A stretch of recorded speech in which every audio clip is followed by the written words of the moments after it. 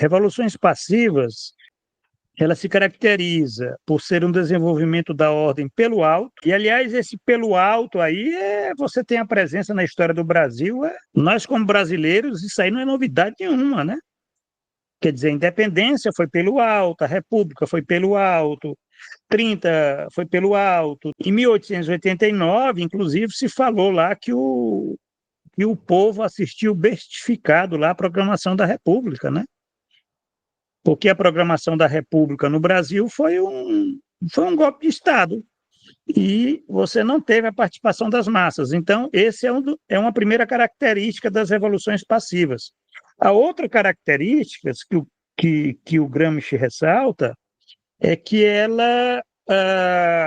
ela incorpora demandas das classes subalternas. Quer dizer, até para poder se legitimar, ela incorpora a demanda das classes subalternas. Então, essas são as características aí das revoluções passivas. Duas categorias fundamentais aqui que o Gramsci coloca, revoluções passivas.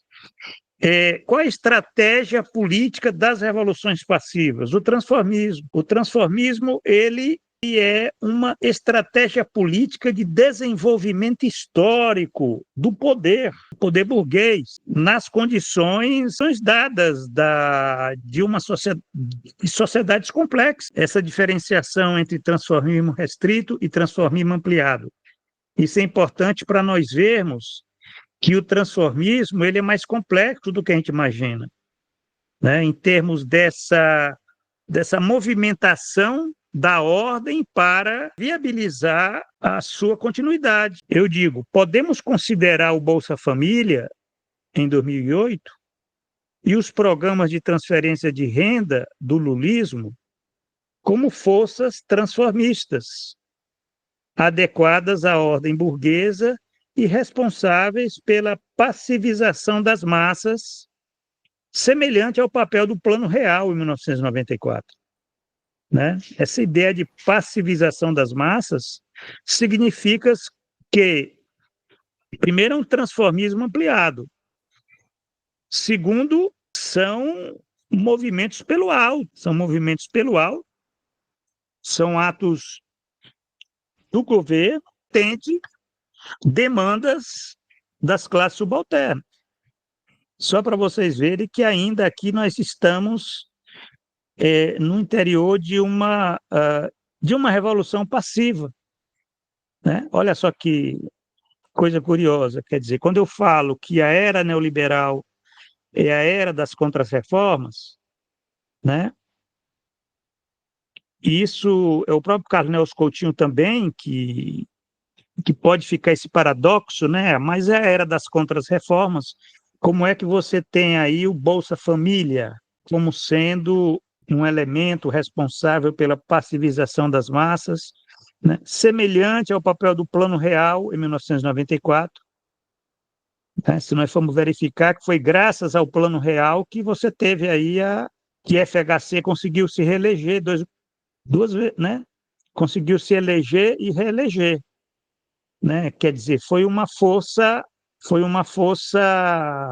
transformista. Uma força transformista significa aquela força que reforça a ordem. A ordem no Brasil é muito forte. Significa que as forças transformistas também são muito fortes, das mais diversos tipos, restrita ou ampliada. Bolsa Família, em 2008, ele foi responsável pelo novo realinhamento eleitoral do PT, consolidando o lulismo como estratégia política de esquerda, voltada para a colaboração de classes, visando a reprodução da ordem burguesa oligárquica. Veja bem, essa tese é defendida pelo André Singer, né? De que o André Singer, inclusive, ele diz que o lulismo nasce em 2008, quando Lula consegue esse novo realinhamento eleitoral do PT, né? Que antes o PT ele tinha uma outra base social. A partir de 2008, né, com Bolsa Família, a base do PT passa a ser o povo, passa a ser o subproletariado, né? E não mais proletariado, organizados, funcionários públicos, tá? Muda, você tem um realinhamento eleitoral, né? Se vocês forem verificar a eleição de Fernando Collor de Mello, em 1989, né, Collor teve a maioria dos votos de Fernando Collor de Mello foram do subproletariado, foram dos descamisados, né? Esses descamisados, em 2008, eles vão estar com o PT, por conta desse programa de transferência de renda, né, o Bolsa Família, que teve um impacto muito grande e criou, na verdade, esse mito, né, do lulismo, né? Então, a leitura que eu faço é que o Bolsa Família, em 2008, foi uma força transformista, né? Prosseguindo, para a gente comentar aqui, caso queiram. O lulismo, embora de esquerda social-liberal, não pode ser considerado uma força de... Aí sim, agora veja bem, eu já faço eu já faço uma afirmação que ela pode até ser paradoxal.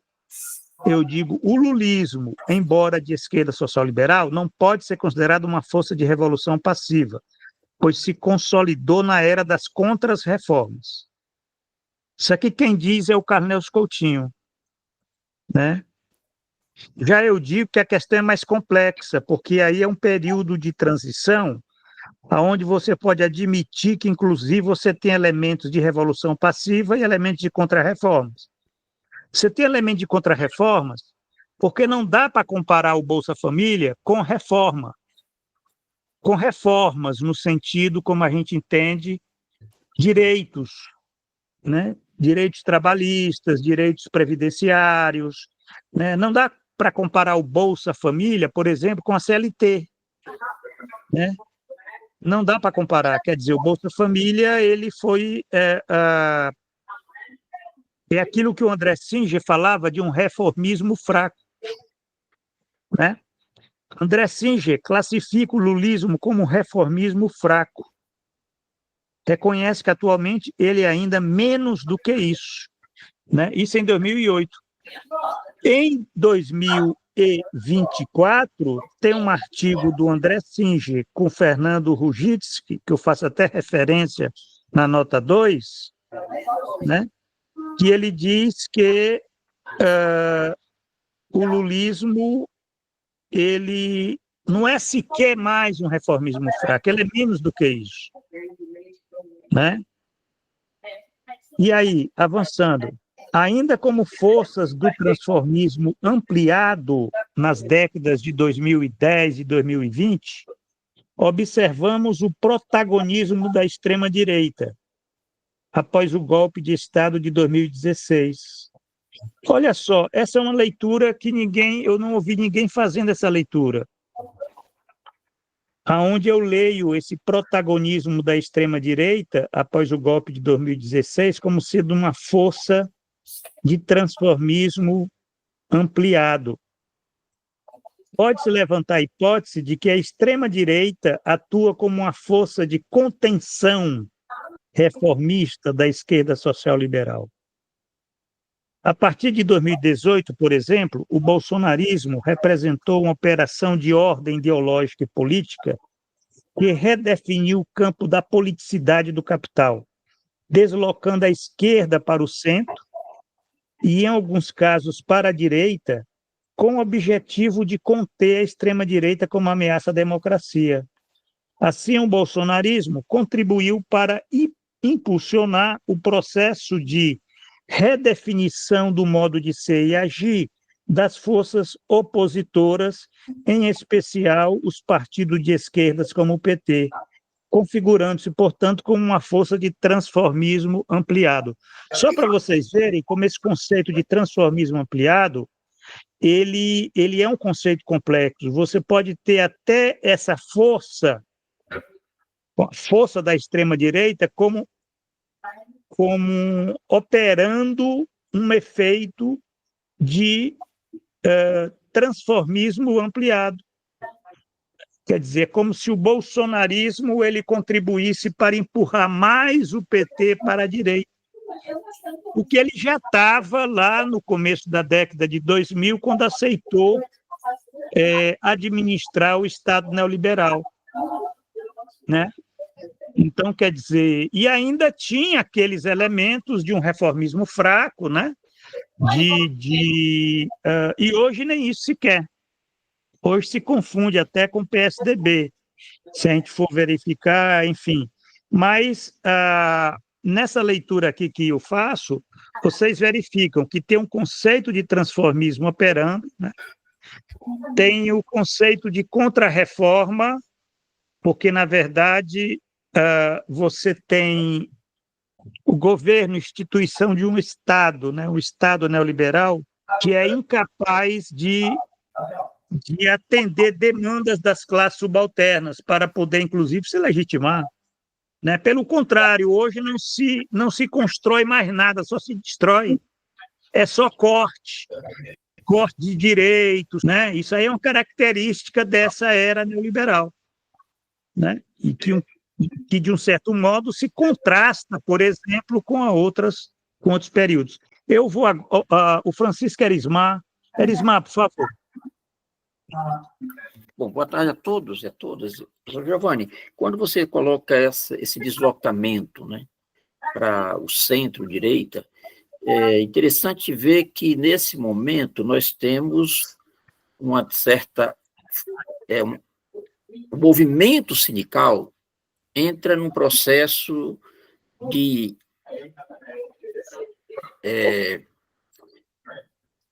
um esvaziamento, do ponto de vista de que a capacidade de reação dele está muito desorganizada, né? Até porque, durante o processo do governo Lula e Dilma, muitas lideranças foram para o governo, né? E não houve investimento, evidentemente, na formação, e aquelas lutas que nós tínhamos nos anos 80, elas não prosseguiram, né? Seja por conta dos governos também, a ofensiva do governo Collor e governo FHC.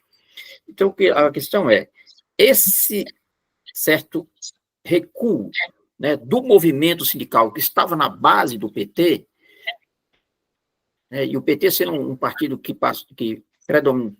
passou a ser mais eleitoreiro, né, e também pelo seu recorte de classe média, né, esse movimento, mesmo tendo o bolsonarismo impulsionado, mas dentro do próprio partido também há um deslocamento, ou seja, há até porque entrou muita gente no PT que não tinha nada a ver com a esquerda, ou seja, passou a, de certa forma, influenciar pela questão eleitoral, ou seja, tinha as alianças mais absurdas. Então, assim, até que ponto esse deslocamento ele se dá num movimento, evidentemente, pela direita, mas também dentro do próprio partido. Era isso. Do transformismo molecular, do transformismo restrito nesse sentido, né? A movimentações dentro do partido, né? Quando se fala transformismo molecular, nós estamos falando moléculas de um organismo que ele já muda, né? Ele já não é mais aquilo que é. Gramsci, ele faz referência. Tem uma longa citação, se vocês forem verificar, quando ele está discutindo o Risorgimento, e o Risorgimento italiano, eu diria que é paradigma para que Gramsci possa pensar essa categoria do transformismo, quando ele diz aqui o caso no Risorgimento, onde você tem uma revolução sem revolução, uma revolução passiva, onde as massas perdem sua força, e ele fala, inclusive, daqueles setores que antes tinham uma capacidade de confrontar, né, a ordem, de ter uma proposta, de uma luta por uma república italiana, né? Nós não podemos esquecer que a República Italiana, a República só vai ter depois da Segunda Guerra Mundial, né? Quer dizer, a Itália ela teve monarquia até o fascismo, né? Mas lá naquele período lá da década de 1840, né, no início lá da independência da Itália, da formação do Estado Nacional Italiano, né? Você tinha forças, né? Forças políticas elas foram declinando, né? Elas foram declinando, e foram caminhando para conciliar com setores monarquistas, com setores que queriam uma revolução pelo alto, né? Quer dizer, aquele filme, aquele livro, aquele romance, O Leopardo, que é um filme lindíssimo, né, do Lutino Visconti, O Leopardo, se vocês forem assistir, né, vocês vão verificar que é exatamente isso. Trata desse período do Risorgimento italiano, né, onde você tem essa mudança, né, onde aqueles setores mais esquerdistas eles vão se movendo à direita, né? Quer dizer, isso é muito claro nesse período, que é por isso que Gramsci ele começa a observar, olha só, o Risorgimento ele é paradigmático, porque ele começa a observar que isso é um processo que formou um Estado, foi o Estado italiano, né? E é um processo que tem caracterizado diversos processos políticos, né? Agora, essa discussão do transformismo, eu até faço referência a isso, né? Eu faço até referência de que eu fiz pesquisa bibliográfica para ver se eu encontrava um livro só sobre esse conceito de transformismo em Gramsci, né? E não encontrei, né? É uma coisa até curiosa, porque tem livros e mais livros que discutem as revoluções passivas, o conceito de revolução passiva, né? Agora, é claro, você discute revolução passiva, você vai discutir o transformismo, né? Mas a questão é discutir o transformismo, essa categoria de transformismo, né, na sua forma de ser, né, na sua estratégia política, que, inclusive, no caso dessa era da contra-reformas, continua operando, né? E tem um autor, né, um professor da Universidade Federal de Goiás, que eu, inclusive, utilizei, esse foi o único texto que eu consegui encontrar, o professor Davi Maciel, né?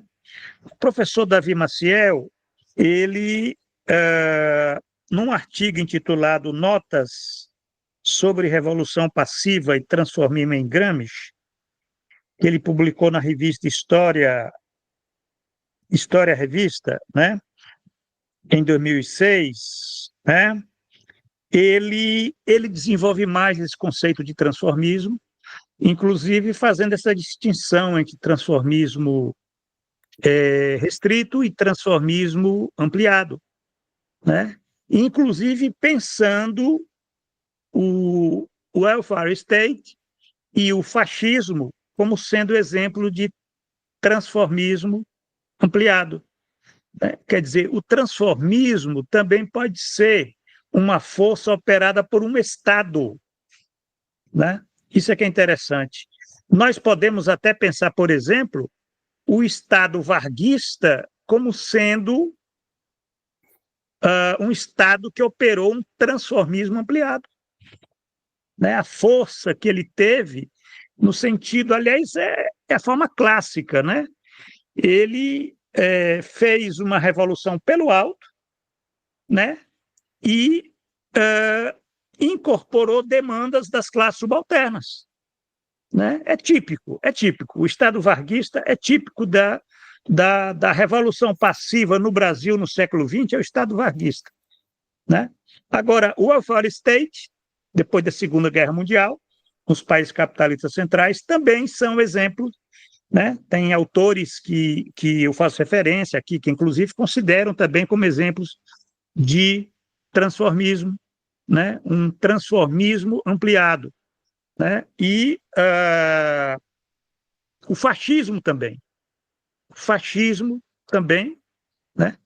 Tanto o Estado fascista na Itália como o Estado nazista na Alemanha também são estados que tiver essa capacidade, né, de estar operando revolução pelo alto e incorporação de demanda das classes subalternas, né, das massas, né? Então, para mostrar que esse conceito de transformismo ampliado, ele é muito forte.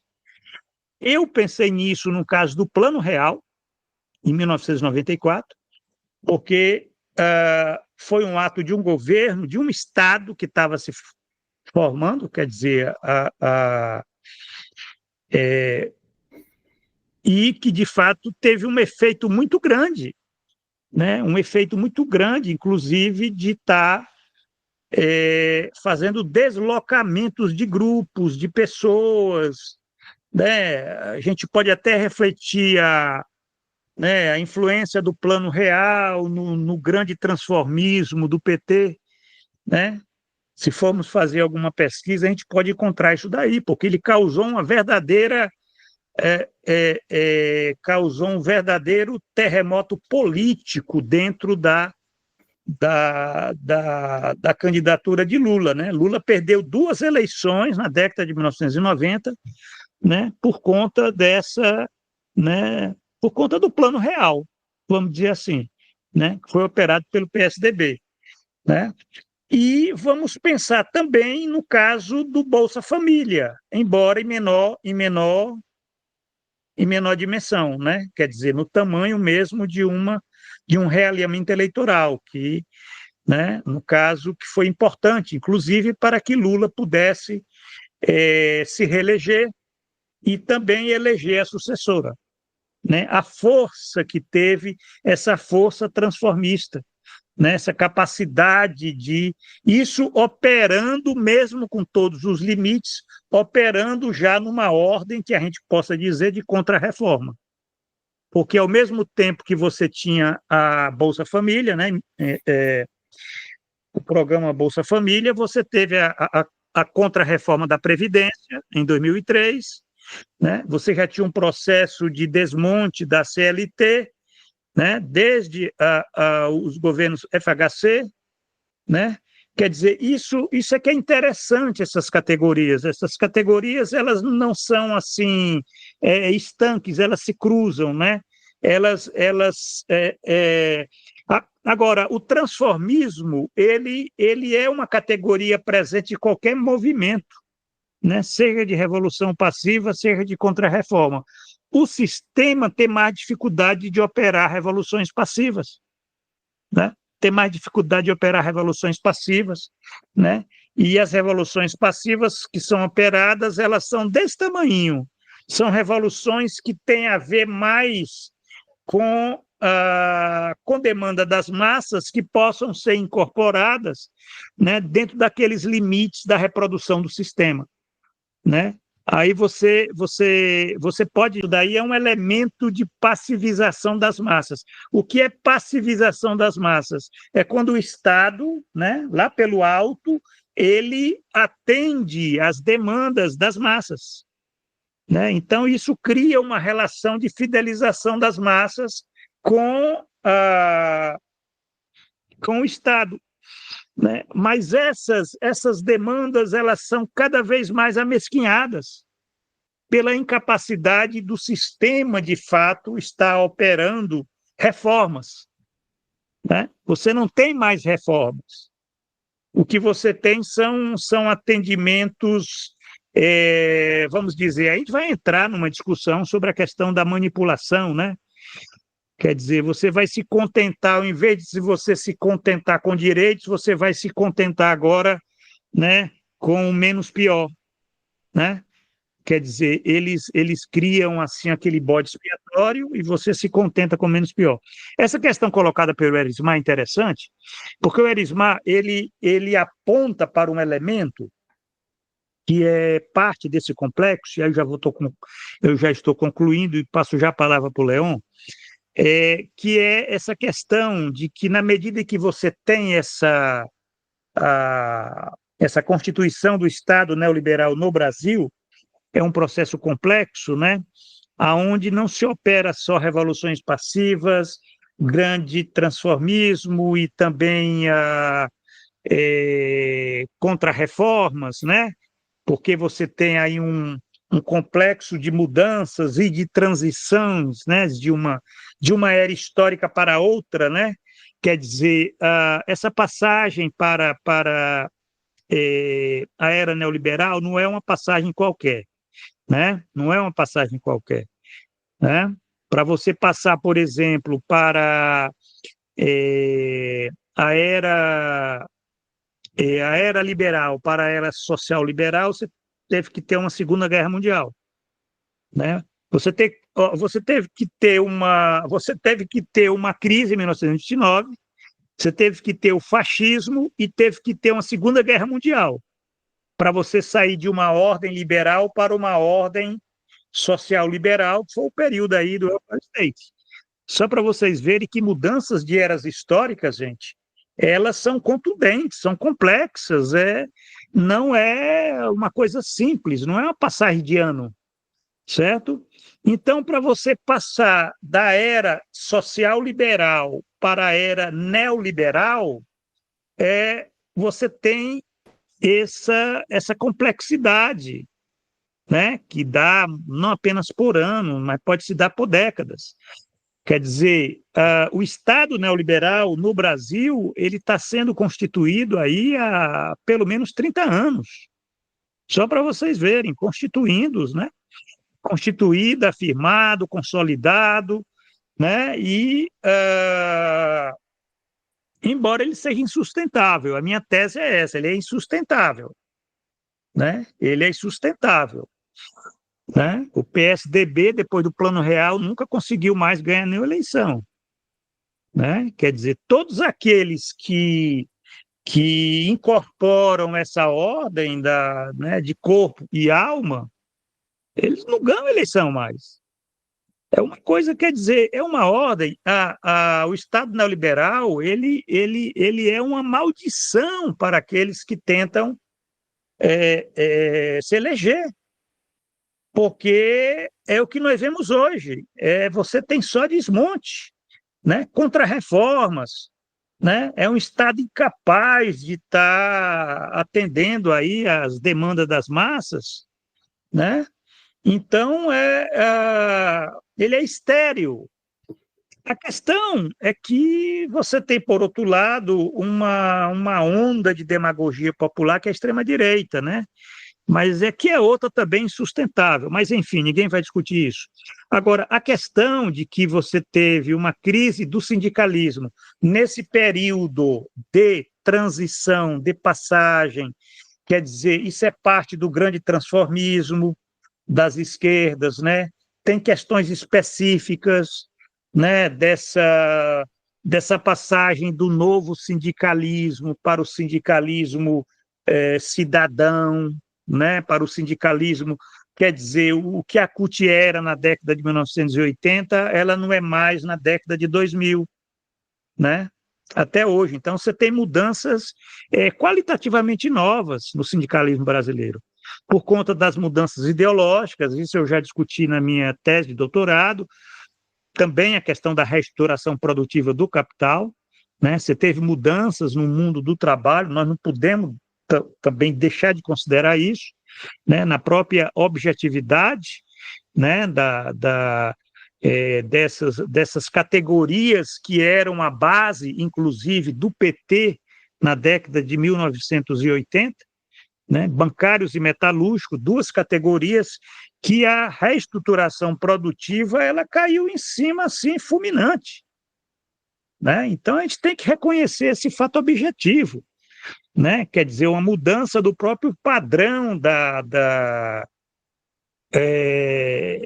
do mercado de trabalho, né? Um país também, outro elemento objetivo, a desindustrialização. Então, você vai mudando, vai se caminhando para um proletariado de serviços, né? Proletariado de serviços e uma grande imagem de informalidade, quer dizer, de desorganizados. O sindicalismo, então, ele passou a ser algo muito pequeno em termos de capacidade de apoio e mobilização, né, popular. Isso é fato, isso é fato. Isso aí é um, é um, é um desafio, né?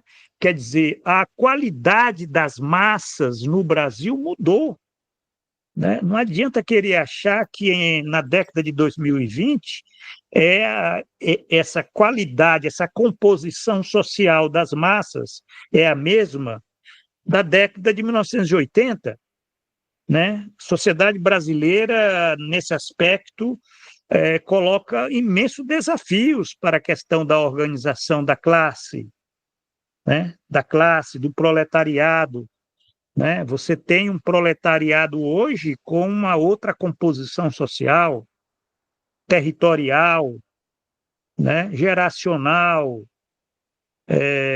muito complexo isso daí. Então, isso é um elemento objetivo que, de um certo modo, contribuiu, sim, é um elemento de contribuição para transformismo, né? Eu diria que até uma força transformista, que é intrínseca ao próprio desenvolvimento do capital, né? A gente tem que ser, quer dizer, o cientista social ele tem que reconhecer esses dados objetivos para que a gente possa ver das dificuldades de nós estarmos, por exemplo, hoje organizando as massas trabalhadoras. Tem um fato objetivo. Tem um fato subjetivo, que é a questão do partido, né, da natureza do partido, né, partido de esquerda, né, a própria composição, um partido eleitoral, não é mais um partido de quadros, muito menos um partido de massa, no sentido como a gente, como se concebia, até porque essas massas, elas, na concepção, né, por exemplo, de um Zé Disseu, né, de um José Genuíno, lá daqueles grandes estrategistas do PT lá da década de 1990, né? Essas massas elas não são mais as mesmas das décadas passadas. Então, o que você tem são, quando você olha, são massas de eleitores, são clientelas, né? São clientelas eleitorais, né? Onde você trabalha com toda aquela estratégia eleitoral inclusive da ordem, né? Isso foi uma força transformista.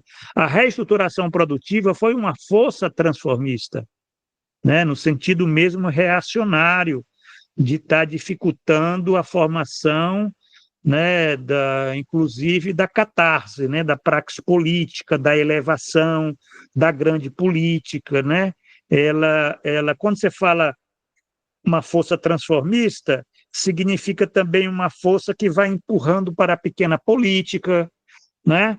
E isso é um elemento até de perpetuação da ordem, né? Tem que entender isso. Então, eu estou colocando aqui elementos que talvez eu não desenvolvi muito aqui, mas só para vocês entenderem essa, essa questão que foi colocada aí pelo Erismar.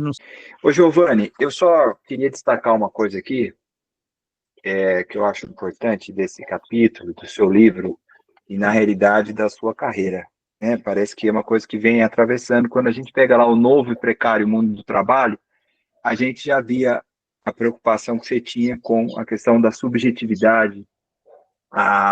Você ainda não falava, naquele momento, em captura subjetiva, né? Mas já via como a questão do engajamento toyotista, a reestruturação produtiva, era um elemento fundamental para a análise das transformações da morfologia naquele momento do mundo do trabalho, e hoje você amplia a sua análise para a questão do metabolismo, né, do trabalho, do metabolismo social. E uma análise que privilegia muito essa questão da subjetividade, né? Eu acho que a gente pega um exemplo atual, por exemplo, a gente fala do Pix, né? O que nós passamos essa semana com relação ao Pix. Nós vimos o governo tomar uma surra da oposição nessa situação, né? E a extrema-direita operando essa força transformista, porque de forma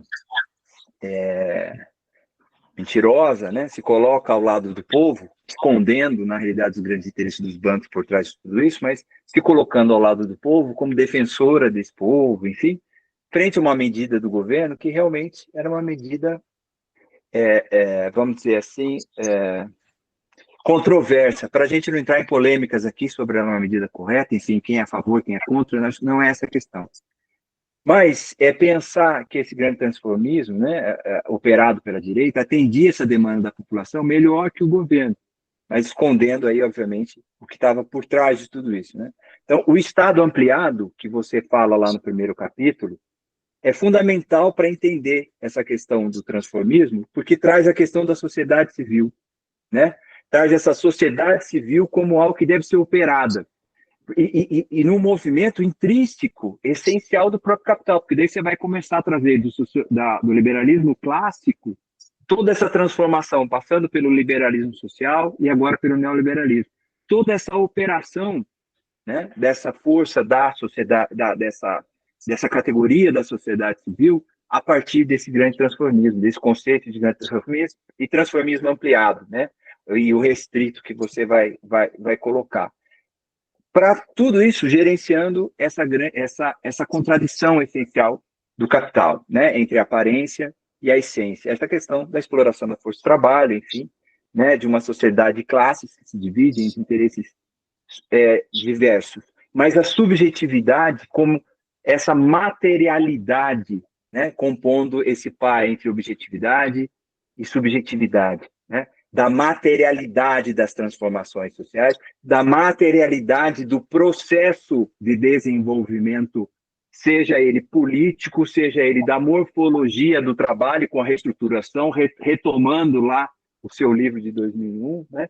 Então, ou seja, parece que você vem construindo uma análise, porque eu estou falando disso porque eu estou pegando a fala do Armando, a primeira fala do Armando, quando ele fala assim, nossa, agora eu começo a entender, Giovanni, aquilo que você trouxe lá no outro curso, né? E agora, olhando para tudo isso, e isso vai ficando claro, mas parece que é um esforço, né? Quando você coloca assim, eu agora escrevi um livro sobre política, mas parece que é um esforço que vem como consequência natural desse trabalho teu de 30 anos estudando todo esse processo. Então, é nesse sentido, eu acho que a subjetividade, ela sempre atravessou aí como uma categoria fundamental, mas óbvio que a gente entenda aquilo que a gente sempre discute lá quando a gente pensa o Lukács, né?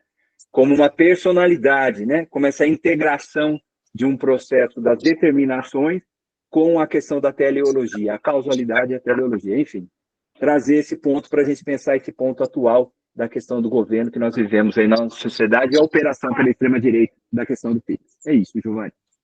Perfeito, obrigado. Obrigado, Matheus. Eliane.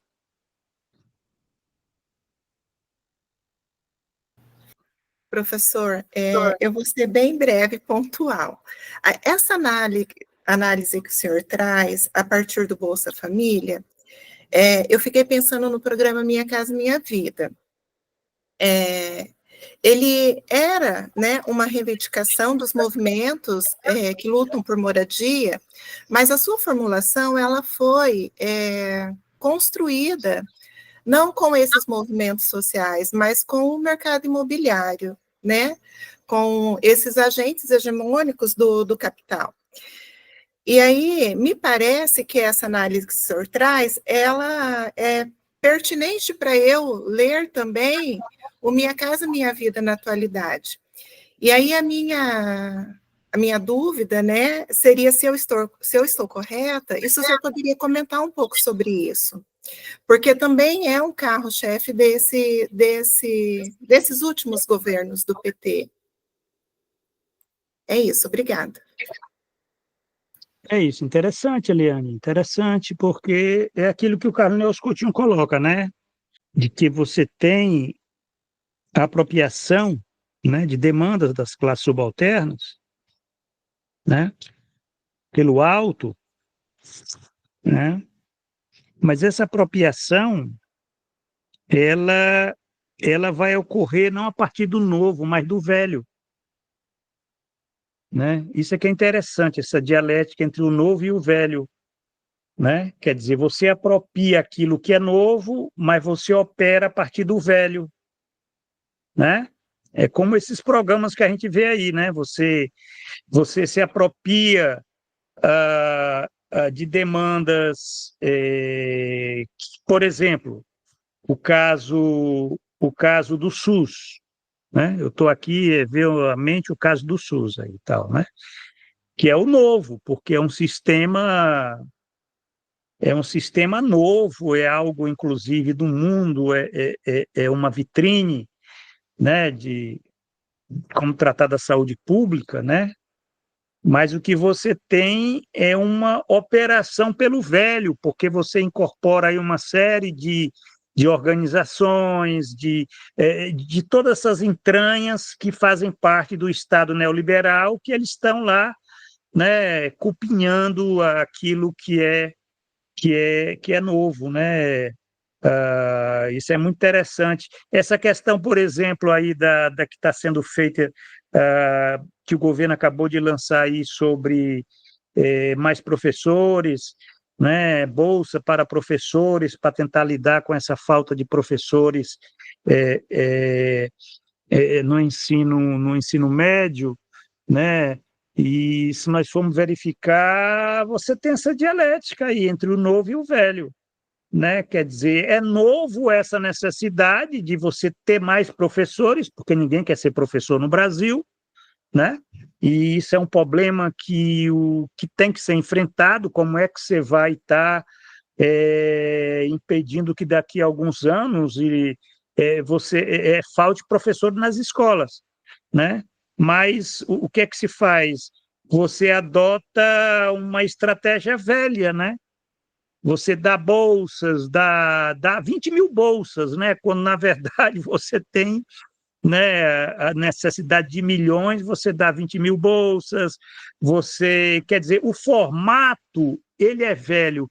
Por que ele é velho? Porque ele é a cara desse Estado, do Estado neoliberal, um Estado que não tem recursos, um Estado que não permite a participação dos de baixos na formulação, na organização, né? Um Estado que não permite um planejamento estratégico, onde você possa estar. Aí o que você pode fazer é isso, você vai lidar com o novo através de bolsas, né? Essa questão mostra que eu não estou criticando o governo, não estou criticando o governo, não estou criticando o PT, eu só estou querendo mostrar o seguinte, como é que opera, na verdade, esse transformismo nas condições da era das contrarreformas.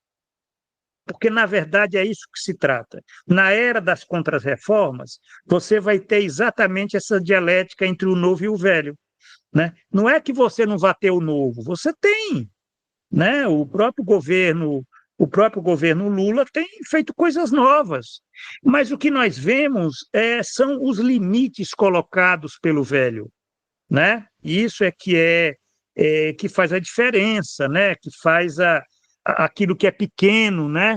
Aquilo que é pequeno, por exemplo, essa questão das vacinas da dengue, né? Quer dizer, você tem novo no Brasil uma epidemia de dengue que matou milhares de pessoas o ano passado, né? Aí você vai verificar a quantidade de vacinas que são disponibilizadas, são algumas, é pouco para aquela demanda que é dada. Mas é pouco por quê? Porque você tem um constrangimento dos recursos, né? O contingenciamento, essa questão da oligarquia financeira. A oligarquia financeira, ela impede qualquer governo fazer um movimento para o novo, né? Inclusive para fazer o enfrentamento das contrarreformas.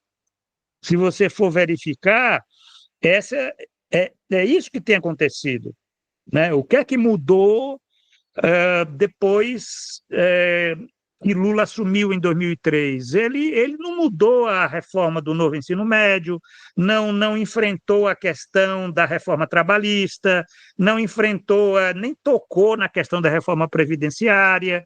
Quer dizer, os limites dados pelo Estado. É um governo que pode ter uma série de novidades, né? Mas as novidades elas não conseguem se traduzir, né? Naquilo que o Carlos Nelson Coutinho colocava, né? Quer dizer, é um reformismo pelo alto, nem mais reformismo pelo alto é. Né? Quer dizer, não é por baixo e nem mais pelo alto, e nem mais fraco, ele nem chega nem a ser isso. Porque você vai fechando, você vai consolidando. A minha tese é que a partir de 2016 você tem a consolidação do Estado neoliberal.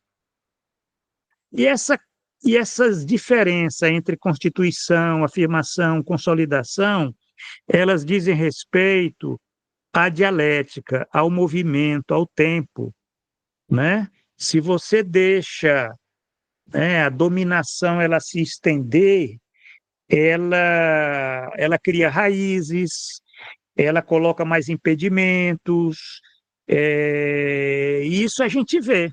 A gente vê no judiciário, vê no Congresso, vê na mídia, né? Você vê, inclusive, um dos traços dessa consolidação do Estado neoliberal é o próprio surgimento da extrema-direita, né? Isso já é uma tese que eu estou colocando aqui para vocês pensarem, né?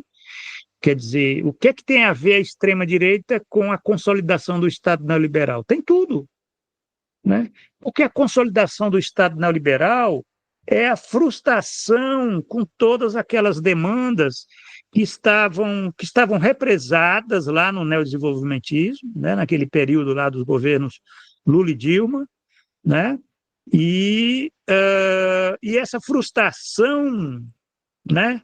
Ela se traduziu em ressentimento, e o ressentimento foi o grande motor para a ascensão de lideranças, essas lideranças medíocres, né, demagógicas, que nós tivemos a partir de 2018. Né? Quer dizer, você tem resultados, e o surgimento da extrema-direita, ela já vai reverberar em cima do próprio partido, né? Do próprio partido de esquerda, aquele partido que canalizava, no caso do Brasil, né, as esperanças de mudança, né, de mudar o Brasil, por conta dessa consolidação.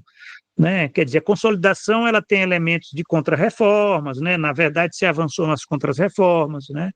A contrarreforma trabalhista realmente foi uma coisa muito forte, principalmente para o sindicalismo, para o mercado de trabalho. Isso aí é algo que nós estamos vendo, né? Você tem aí também o novo ensino médio, que nós já estamos vendo o resultado disso, e vamos ver depois, né, em termos daquilo que é produzido e vai chegar nas universidades, vai ser aquele público, né, que nós, às vezes, a gente não sabe de onde é que vem esses monstros, né, mas esses monstros foram produzidos, né, não é uma coisa assim que cai do céu, né, Bolsonaro foi produzido, né? Nicolas Ferreira foi produzido, olha só, é um jovem, né? É de uma geração que foi exatamente, né? Foi cultivada pela política desse Estado, né? Nas condições dessa reprodução, de um transformismo, né, que é intrínseco, né? O transformismo, gente, é uma estratégia política de desenvolvimento histórico, né? Quer dizer, o transformismo ele vai estar ali presente a todo momento, ele vai estar deslocando, inclusive, até deslocando pessoas liberais para pessoas fascistas, né? Quer dizer, aquele que era um democrata, tal, se tornou, né? Se tornou aí um bolsonarista, né? Aquele que era de esquerda, que era, né, de repente se tornou um liberal, né? Quer dizer, isso é na questão do transformismo molecular.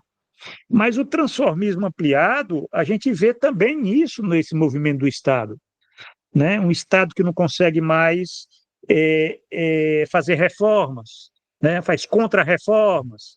É um Estado que está cortando, que está, inclusive, isso diz respeito, inclusive, às instituições do Estado, né? Um Congresso Nacional, né? Um Congresso que ele vem passando por uma evolução, né? Veja o que aconteceu de 2015 para cá com o Congresso Nacional, com essa questão do orçamento secreto, com esse poder que o Congresso tem hoje, que ele peita o governo, né? Quer dizer, o governo ele já não consegue governar por conta da dívida pública e também não consegue governar por conta do Congresso. Quer dizer, é um governo que não se governa, não se governa. E pior ainda, é um governo que não quer governar, que não quer enfrentar, que não quer mobilizar, inclusive a sociedade civil, isso foi colocado, né? Foi colocado aí pelo Matheus, a questão da sociedade civil, porque a sociedade civil é um elemento do Estado ampliado, né? Quer dizer, quando o Lula ele recusa mobilizar a sociedade civil, ele dá um tiro no próprio pé, porque alguém tem que falar para ele que a sociedade civil é parte do Estado, tanto quanto o governo dele. Então, ele governa pela metade, porque ele deve acreditar que o carisma dele é suficiente, mas não é. Hoje você tem que lidar com a sociedade civil. Olha a questão das redes sociais, olha a questão da comunicação, né? Quer dizer, é claro que você tem que ter propostas, né? Você tem que ter propostas que possam atender às demandas das classes subalternas, mas você também tem que ter essa capacidade de estar levando em consideração a sociedade civil, né? Os intelectuais orgânicos, aqueles que organizam a cultura, aqueles que estão ali ouvindo o povo, as classes subalternas. Quando se fala em classe subalterna, gente, as classes subalternas é o seguinte: é a classe operária, é a classe camponesa ou é o pequeno produtor, né? O pequeno produtor rural, né? Aquele que é proprietário, sim, é classe subalterna, né? É a pequena burguesia, a pequena burguesia tradicional, a nova pequena burguesia, quer dizer, são classes subalternas. Elas estão subalternas aqui ao capital. Só que grande parte delas, como você não tem uma disputa ideológica, como é um governo e um partido que não mobiliza, Vocês veem algum ato chamado pelo PT? Vocês veem o Lula fazendo pronunciamento para a população que não seja meramente comunicação, uma comunicação, assim, uma propaganda, né? Se vocês forem verificar, por exemplo, vamos até comparar. Eu estava vendo um programa que mostrava como é que a Cláudia Sheinbaum, a presidenta do México, como é que ela governa, né? É muito interessante. Ela tem um programa, toda semana ela tem um programa que ela conversa com a população. Ela busca esclarecer, ela mobiliza, ela discute as pautas, ela explica por que nós temos essa pauta. Quer dizer, essas diferenças mostram que é um governo que reconhece que o Estado é um Estado ampliado, né? Não é só falar para o Congresso, se reunir com o Arthur Lira, né? Nos corredores. Isso é pequena política, quer dizer, é você ter exatamente essa... eu estou dando um exemplo aqui prático para que a gente possa entender, né, essa questão dessas diferenças, né, que é da praxis política, hein? Isso são partes da praxis política, eu estou falando da praxis política, né, que é aquela dimensão da subjetividade mais elevada, mais nobre, né, porque diz respeito ao sujeito político, né, aquele que organiza, e não estou dizendo apenas o presidente da República, eu estou falando exatamente aqueles que, vamos dizer, Gramsci diria intelectuais orgânicos, né? Quer dizer, todos aqueles que fazem parte das massas e que, de um certo modo, contribuem, queira ou não queira, né, vai do Armando, passando pelo Erismar, o Matheus, quer dizer, cada um de nós, né, nós podemos ser intelectuais orgânicos, na medida em que nós fazemos parte desse movimento de organizar uma cultura e discutir uma esfera, a esfera pública, né? Essa é a questão. O transformismo, ele é uma estratégia de poder, porque a classe dominante, ela lida com isso, né? Quer dizer, a burguesia, ela lida com isso. O transformismo é uma estratégia política de desenvolvimento histórico da burguesia. A burguesia lida com o transformismo, ela aposta no transformismo. É claro que alguém pode perguntar, professor, existe transformismo na direção inversa? Porque nós estamos falando transformismo quando você sai da esquerda para a direita. Mas alguém pode perguntar, existe transformismo da direita para a esquerda? Existe. Existe.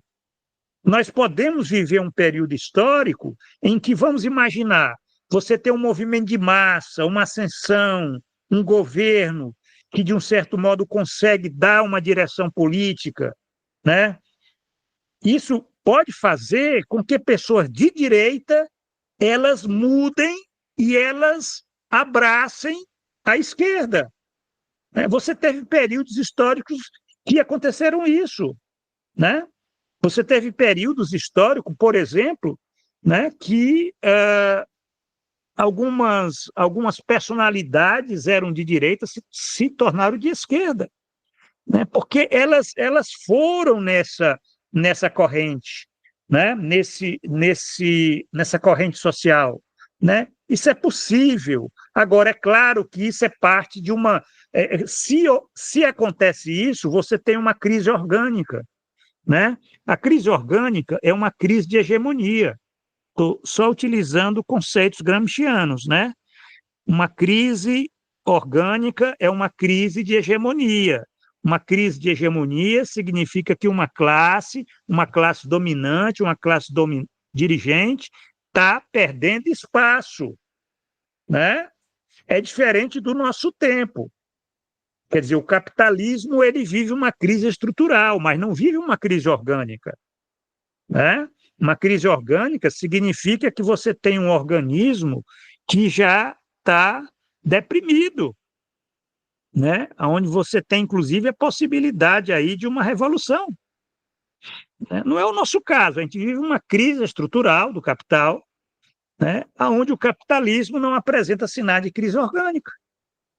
Pelo contrário, você tem o quê? Você tem o crescimento da extrema-direita, né? Você tem aí uma direita muito forte que disputa a narrativa, né? Uma esquerda incapaz de fazer a disputa, um partido de esquerda grande, né? Como o PT, que não faz a disputa, né? Recua, né? Esse caso do PIX foi só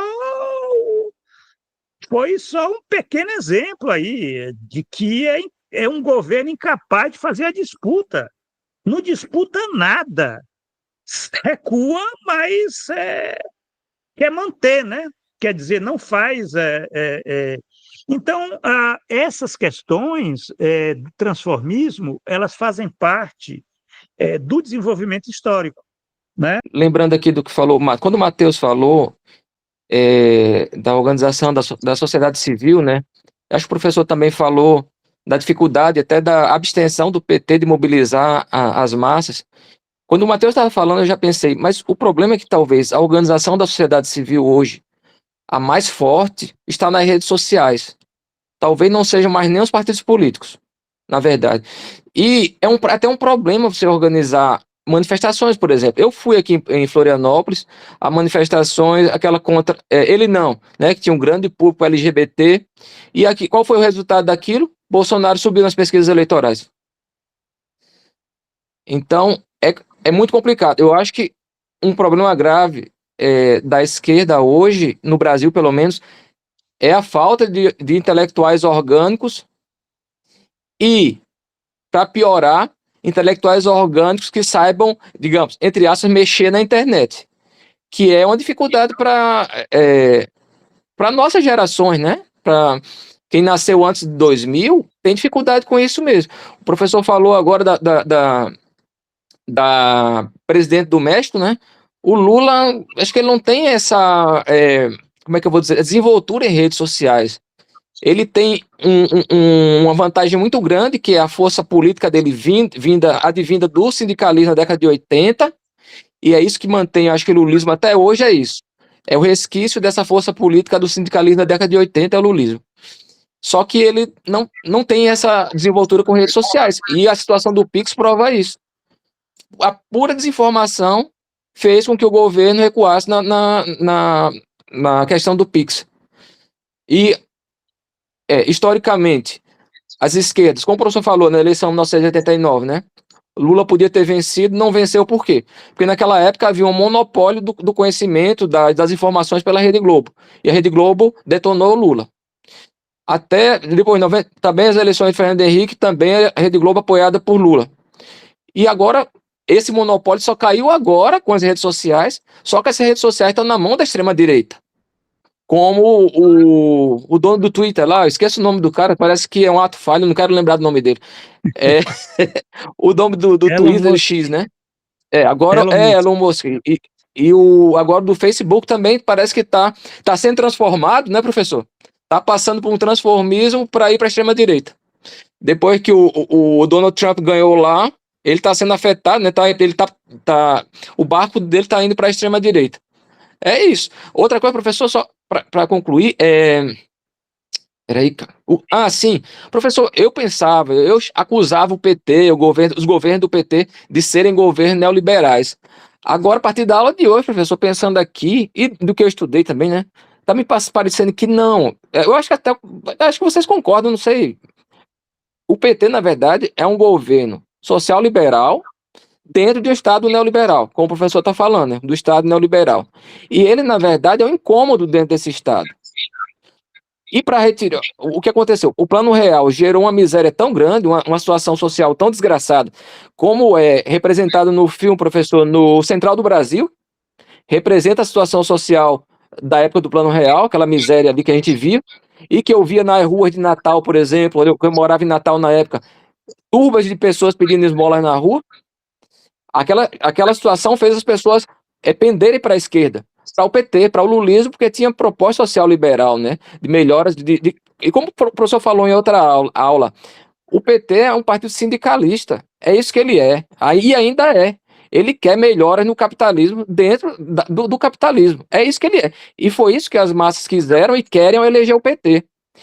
E elegeu-se Lula 1, Lula 2, Dilma 1, Dilma 2, e as forças neoliberais viram que não conseguiriam tirar o PT do poder por meio das eleições. E por isso o golpe. Os golpes, né? E, inclusive a tentativa de golpe militar para restabelecer o poder neoliberal completamente. Porque, na verdade, me parece que a esquerda lulista ela atrapalha o pleno exercício do neoliberalismo. E só uma coisa, professor, eu acho que a solução da extrema-direita no Brasil, a opção pela extrema-direita veio do exterior, na verdade. A extrema-direita surgiu na Europa e Estados Unidos por causa da questão dos imigrantes e foi imposto e trouxeram para o Brasil. Foi transportado, inclusive, pelas igrejas neopentecostais também. Foi um projeto que veio de fora e pegou aqui o Bolsonaro. As revoluções passivas, elas têm uma dialética de conservação e modernização. Isso caracterizou, por exemplo, o varguismo. Conservação e modernização. Agora, veja bem, nós não vivemos numa época de modernização. É uma modernização catastrófica, vamos utilizar esse termo. Alguns autores falam isso, né? Quer dizer, é o espírito da contra-reforma. Quer dizer, é uma modernização conservadora. Alguns autores falam em modernização conservadora, né? Mas outros autores falam, na nossa época, de modernização catastrófica, no sentido de que você não tem mais essa incorporação de direitos, de perspectivas civilizatórias, né, daquilo que caracterizava as sociedades do welfare state, né? Aquele projeto que havia de construção de uma nação, né? Até os anos 70.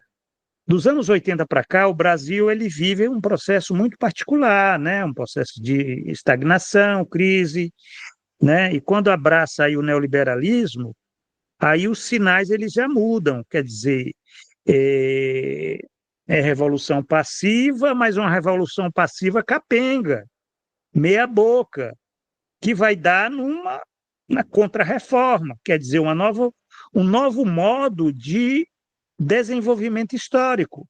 É o que nós estamos vendo, né? Um novo modo de desenvolvimento histórico. E é impressionante que isso se reproduz. Já estão falando de novo numa nova reforma da Previdência.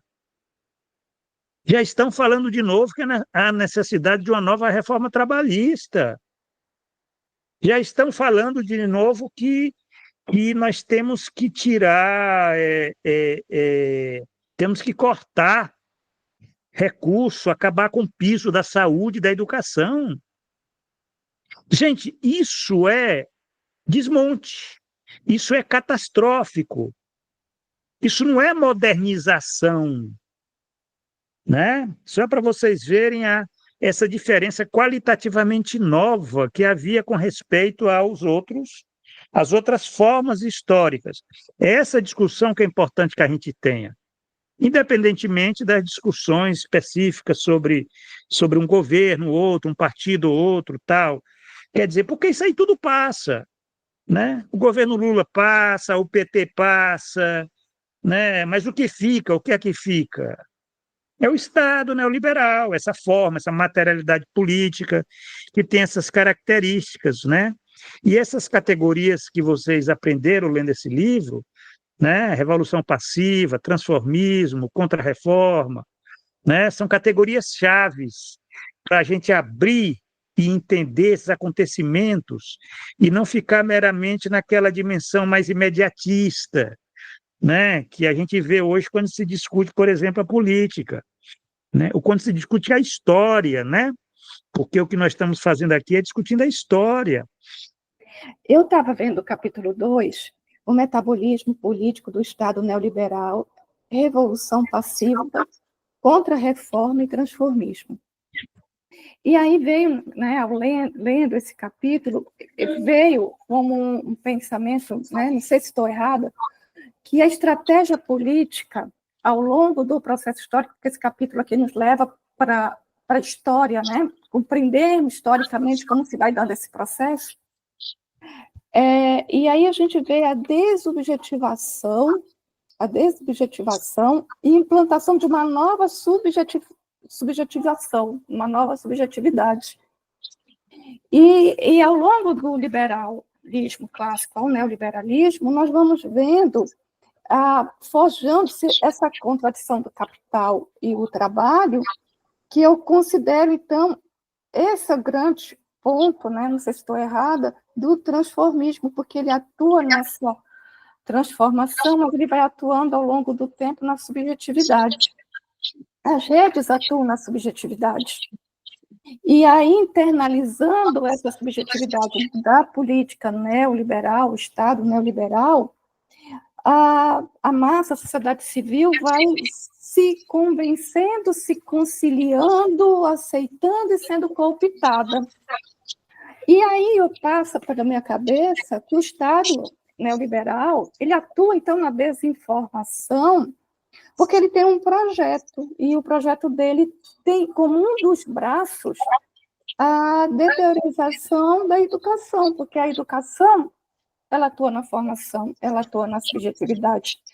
Por isso que penso que essas políticas que vêm ao encontro assim, para a educação, para a formação de professores, na verdade, não são políticas que, de fato, representam uma preocupação com essa educação, com a formação, com optar professores, pessoas para serem né, que é nos condições de carreira, condição de trabalho e por aí vai. Então, eu pensei nessa questão, né, que olhando esse capítulo, o metabolismo é a própria subjetividade que vai sendo trabalhada ao longo do tempo. Não sei se eu fiz uma leitura correta, porque aí no final, aqui na página 109, ele até diz assim: a destruição ou cooptação da consciência de classe e de luta entre o capital e trabalho, enfraquecendo o ideal do coletivo. Nós vimos esse enfraquecimento ao longo desse capítulo, dessa coletividade, portanto, dessa nossa mobilização. Foi isso, não sei. Esse conceito de dessubjetivação de classe, ele é um elemento, né, desse processo de construção da hegemonia do capital, né? Quer dizer, que se dá na sociedade civil. A sociedade civil é um campo de disputa, né? E o que nós vimos, por exemplo, com o grande transformismo, foi isso, né? Agora só que, veja bem, quando eu discuto o sujeito neoliberal, né, eu estou falando desse aspecto aí do desmonte dos intelectuais orgânicos da esquerda, né? E isso enfraquece, evidentemente, o intelectual coletivo, que é o partido de esquerda, né? Você tem, então, uma crise, sim, da praxis política da esquerda, é um processo complexo, porque implica também fatos, né, históricos que nós não podemos estar desprezando, né? Que é um complexo isso, né? Como o caso, por exemplo, o fim da União Soviética, né? Como, por exemplo, a reestruturação produtiva do capital, né? Como, por exemplo, o avanço, inclusive, do fetichismo da mercadoria, né? Por conta das forças do novo capitalismo, né? De um capitalismo, né, que tem uma nova base tecnológica. Então você já tem um elemento aí de subsunção real do trabalho ao capital, né? A internet, né? Isso que o Sadi colocou, quer dizer, todos esses elementos aí, eles não podem ser desprezados para nós pensarmos essa ofensiva do capital. Tem como resultado essa dessubjetivação de classe. Eu, como cientista, eu posso constatar aquilo que aconteceu. Agora, eu posso também estar tentando colocar elementos para nós pensarmos as tendências de futuro e também pensarmos até sobre o que fazer. Mas antes de nós colocarmos essas duas últimas questões, é fundamental que a gente primeiro entenda o processo na sua complexidade, né? É por isso que essa discussão mais de governo, de nomes, ela pode ser falsa. Ela pode nos afastar, muitas vezes, das questões de fundo, né, das questões estratégicas, que tem a ver, por exemplo, com um tempo histórico. E quando eu falo tempo histórico, quando eu falo em Estado neoliberal, eu estou falando do tempo histórico. Eu não estou falando de um governo, né? O professor está fazendo um curso lá sobre o governo Lula. Não, não é um governo. Né? Estou falando de um Estado neoliberal, estou falando de 30 anos. Entender o Brasil, né? O Brasil neoliberal. Né? É todo esse período que aconteceram uma série de elementos. As categorias que nós temos aqui é para ajudar a gente a entender, né? Até identificar, olha aqui, ó, isso aqui é revolução passiva, mas isso aqui, olha só, tá dando lá na direção da contrarreforma, né? Olha o transformismo aqui, né? Então, esses elementos assim do metabolismo político, né, da hegemonia do capital. Esse é o metabolismo político, porque você tem também o metabolismo social, né? Que aí é entender o que é que mudou na sociedade brasileira nesses 30 anos. Isso daí é que é interessante, a gente parar para pensar, né, aspectos os mais diversos, né, até para entender essa nova direita, até para entender, por exemplo, a discussão que eu fiz na quarta-feira passada na aula, na transmissão, né? A questão do neopentecostalismo, né? Quer dizer, entender essa alma neopentecostal, né? Isso aí já deve olhar um pouco ali o metabolismo social da sociedade civil neoliberal, porque vocês vão ver que esse livro tem uma parte lá que a gente vai discutir essa sociedade civil neoliberal, né? Que ela tem um movimento diferente, você tem questões de outra ordem, né?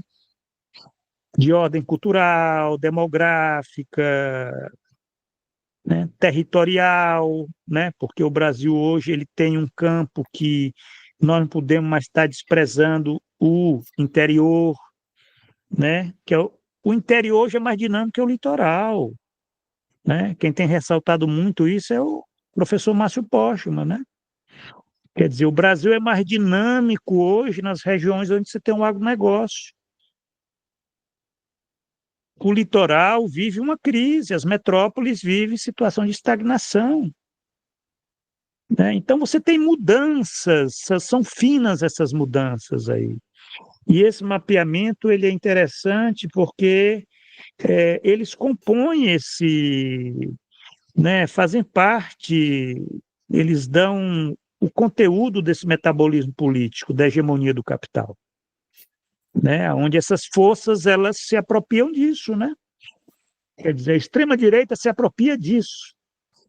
A extrema-direita, como todo demagogo, né, como toda demagogia, né, porque a democracia burguesa ela tem um efeito colateral que é a demagogia, né? A demagogia só existe na democracia burguesa, não existe demagogia na democracia socialista, né? Na democracia burguesa, a demagogia ela é parte do sistema. E a demagogia hoje no Brasil é a extrema-direita. É essa que fez aí, falou do Pix, o Nicolas Ferreira defendendo as massas. Estão sendo tributadas, taxadas, por um governo que quer transferir renda para os bancos. Quer dizer, essa é a questão que... Né? Agora, a gente está lidando com massas que estão pobres, doentes, precárias. Só para vocês verem. Agora, quem é o intelectual orgânico que está falando para essas massas, gente? Essa é a questão. Então, eu, ao propor esse curso, essa discussão, é que a gente possa, né, quer dizer, elevar o nível dessa discussão para entender o tamanho do problema, né? São pequenos espaços de formação que é o que nós podemos ter, né? Nós somos, assim, vamos dizer, um país onde 70% não consegue ler um livro, né? Isso mostra que nós somos daqueles dos 30% que ainda pensam, refletem, mas é melhor do que nada, né? Já é alguma coisa.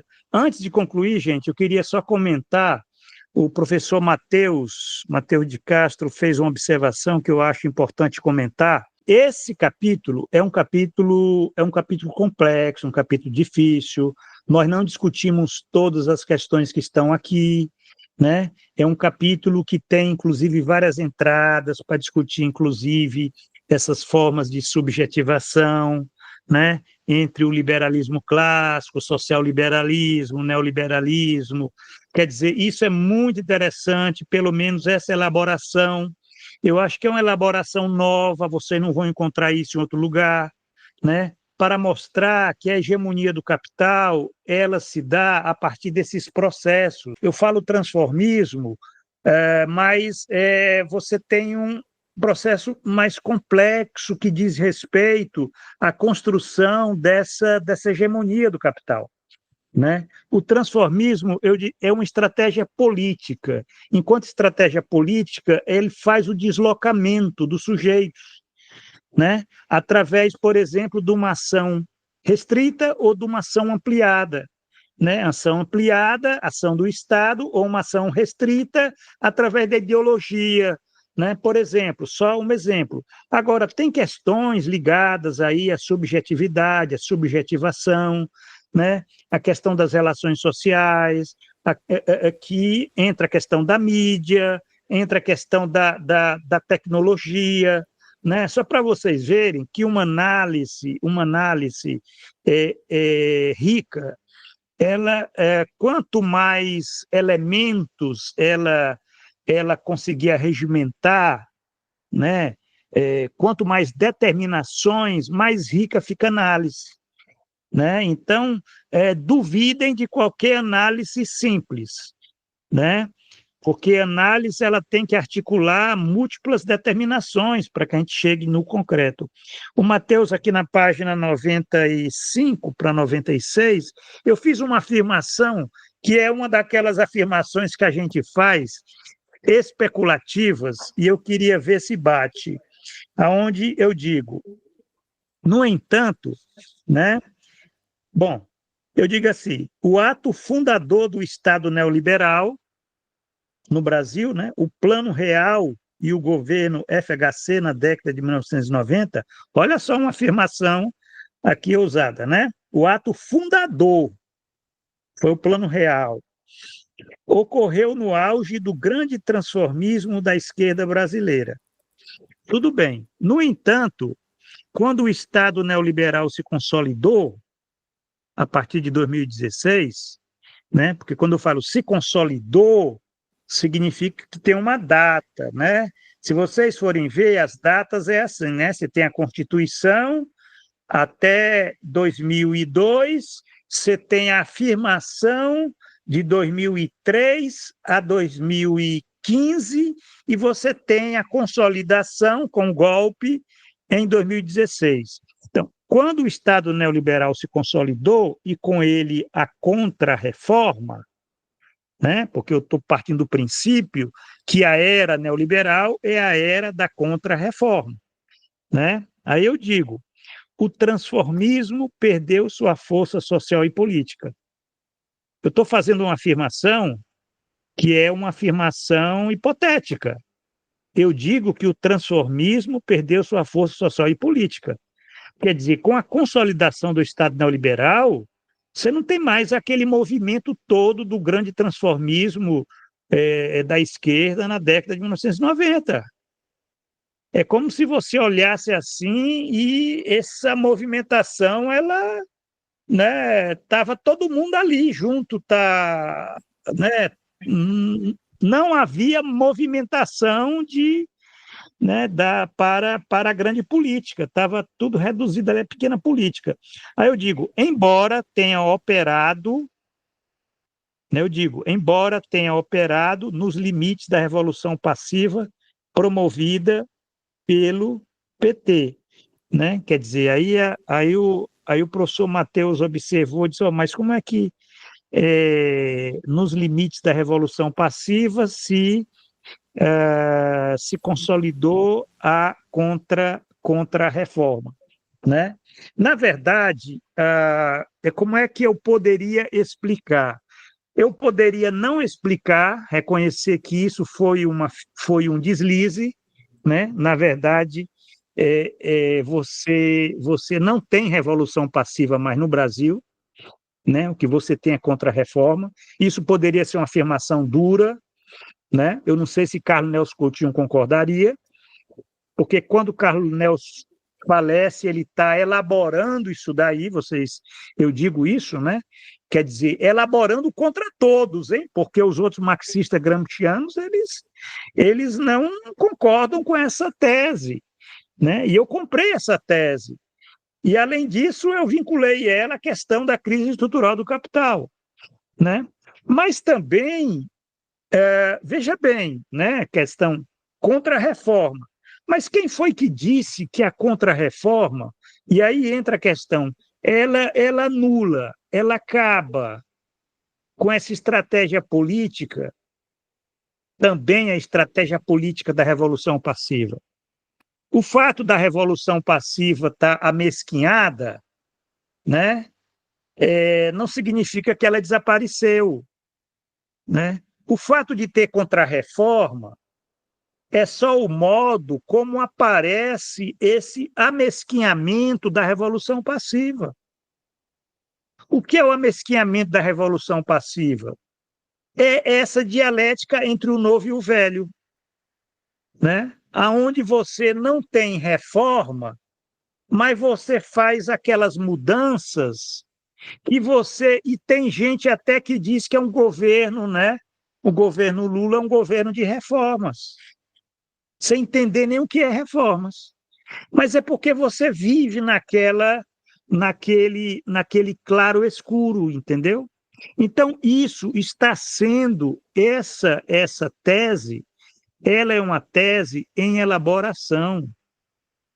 E eu posso até, vamos dizer, ter dito isso, ter tornado claro, né? O que eu posso prometer ao Matheus é que na próxima edição vai ter uma nota de rodapé, pelo menos, para tentar mostrar, né, né, porque o leitor foi muito correto, ele entendeu. Como é que você fala aqui em revolução passiva se é a era da contrarreforma, né?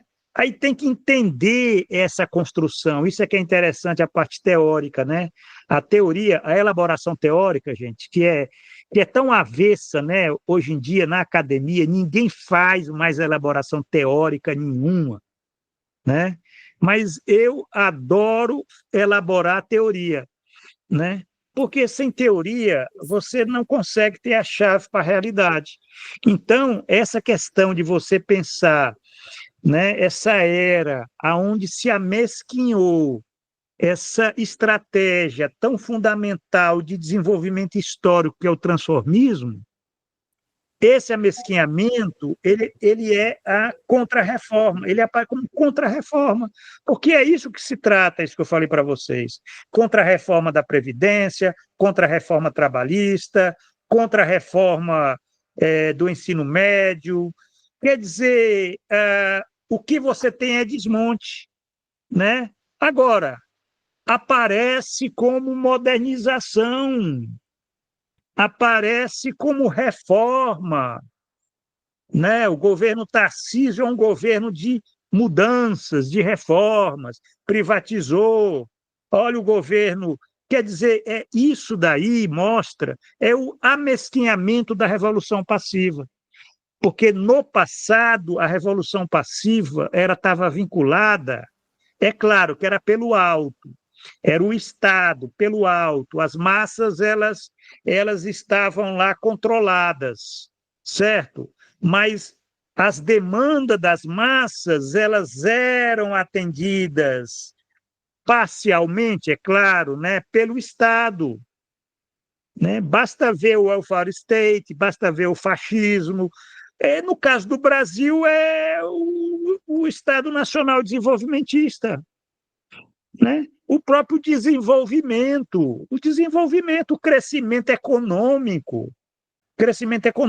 E hoje, no Brasil, acabou até isso daí, até o salário mínimo, a valorização do salário mínimo, a política que o governo Lula criou lá no segundo governo Lula, certo?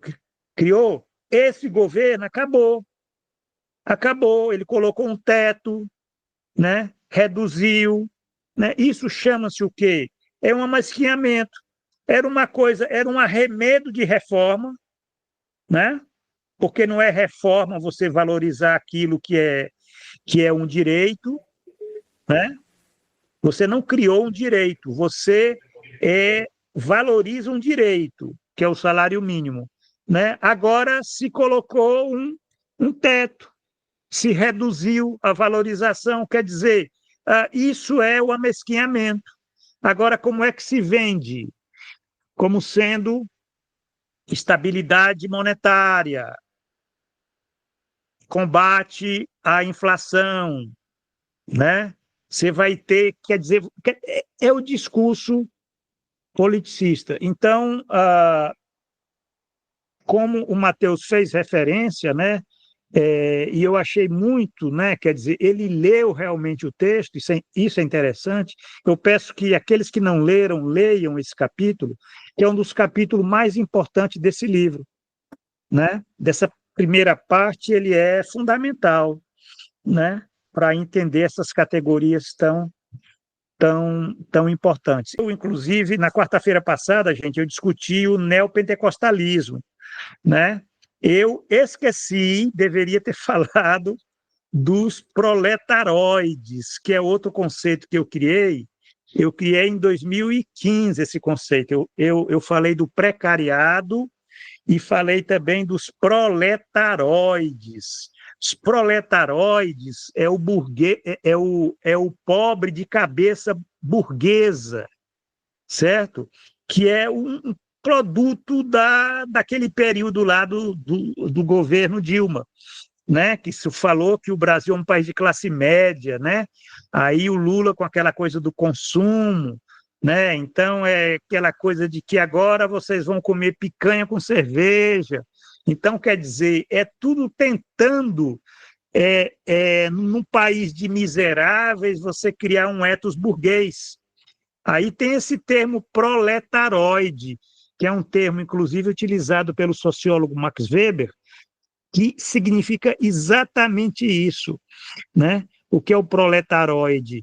É o proletário de cabeça burguesa. Ele pensa, e no Brasil não falta proletaroide, né? Gente que tem a cabeça burguesa, quer ascender.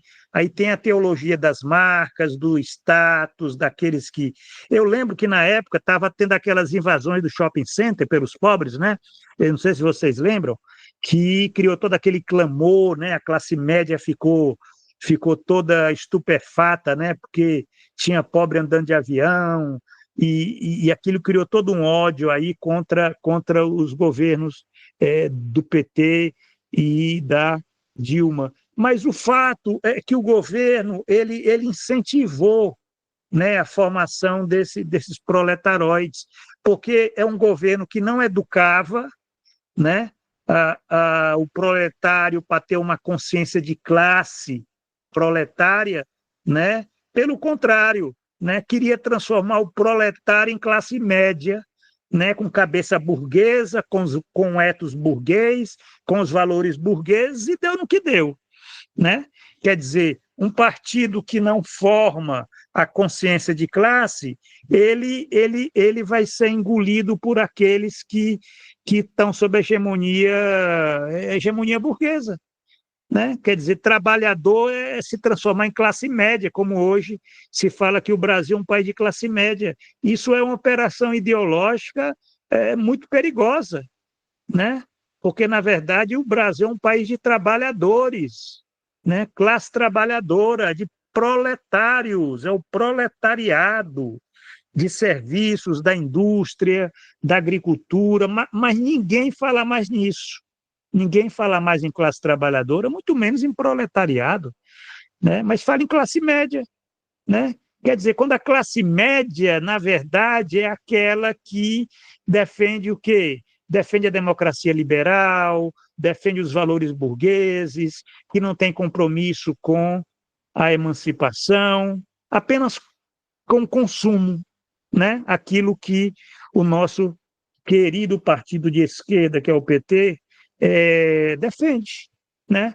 Defende. O que é que Lula fala? Lula fala que o meu governo quer que o pobre possa comer picanha e tomar cerveja no final de semana, né? Quer dizer, possa consumir, né? Quer dizer, aí cai no fetiche da mercadoria.